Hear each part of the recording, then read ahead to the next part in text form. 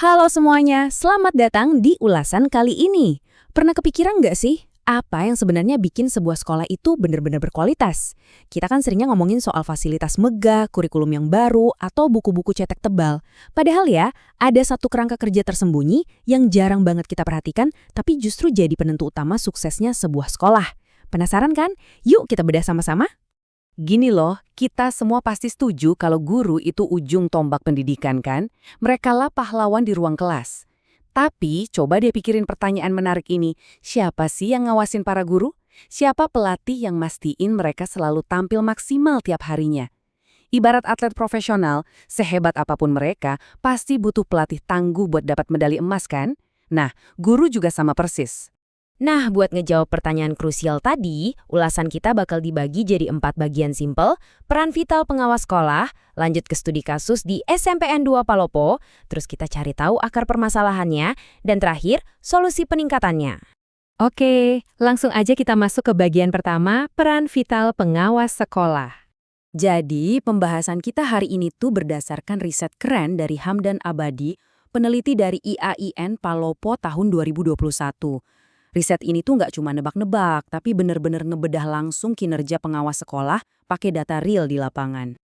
Kalau dari definisi resminya, fungsi pengawas sekolah ini ternyata double loh. Jangan bayangin mereka cuma sekedar tukang periksa administrasi yang datang buat nyari-nyari kesalahan. Sama sekali bukan. Mereka ini ibarat pelatih kepala yang dedikasinya tinggi, yang tugasnya itu menilai sekaligus membina teknis pendidikan. Merekalah yang mastiin roda kualitas pembelajaran di kelas bener-bener jalan.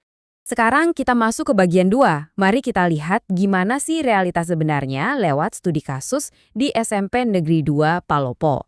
Nah, temuan di laporan ini cukup bikin kaget. Ada gap yang lumayan jauh antara ekspektasi dan realita. Harapan idealnya kan para pengawas ini ngasih bimbingan full untuk ngembangin profesionalisme guru. Tapi faktanya, di lapangan, kinerjanya ternyata belum maksimal dan bimbingan yang dikasih sangat minim. Beda banget kan ekspektasi sama realitanya? Kesimpulan dari riset ini tuh blak-blakan banget. Kinerja pengawas dalam ningkatin kompetensi guru emang belum maksimal. Titik. Ini fakta yang nggak bisa kita tutup-tutupin. Padahal, para guru kita kan butuh banget pendampingan buat ngadepin anak-anak zaman sekarang. Terus pertanyaannya, kok bisa gini sih? Lanjut ke bagian 3, kita bakal bongkar sama-sama apa sih akar permasalahannya? Kalau pengawas ini pelatih, kita juga harus fair dong ngeliat monster apa aja yang harus mereka lawan tiap hari. Coba bayangin, apa jadinya kalau sang pelatih ini sendiri ternyata kewalahan, kehabisan napas duluan? Kita kan gak bisa cuma nuntut performa tinggi tanpa peduli beban berat di pundak mereka, ya kan? Peneliti nemuin 3 hambatan utama yang bikin pusing kepala. Pertama, kurangnya jumlah personal pengawas secara drastis. Kedua, tumpukan tugas tambahan administratif yang nggak ada habisnya. Dan ketiga, beban kerja harian yang udah kelewat batas. Ironis banget kan?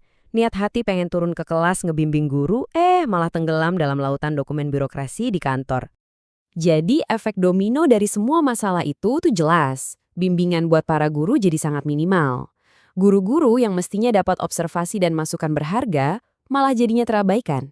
Ingat ya, ini bukan karena pengawas yang nggak kompeten atau males, tapi karena sistem di sekeliling mereka yang maksa fokus mereka jadi pecah kemana-mana.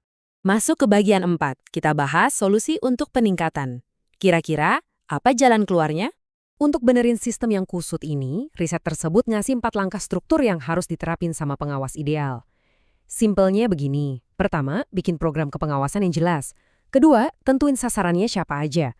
Ketiga, nah ini yang paling penting, laksanakan pengawasan itu ke lapangan. Dan terakhir, keempat, jangan lupa evaluasi hasilnya. Siklus inilah yang diyakini bisa benar-benar ningkatin kualitas guru kita.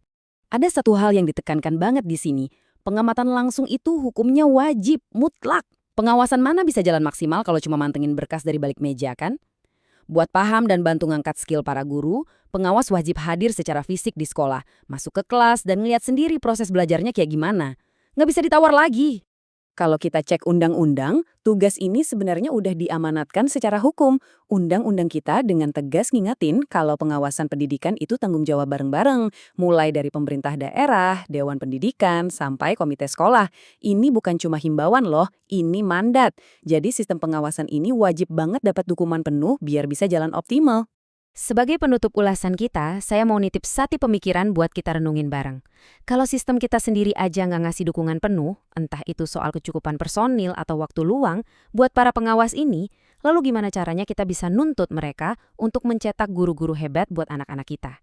Logikanya, kalau kita mau ningkatin kualitas pendidikan, kita harus mulai dari merawat orang-orang yang membimbing para pendidiknya. Betul nggak?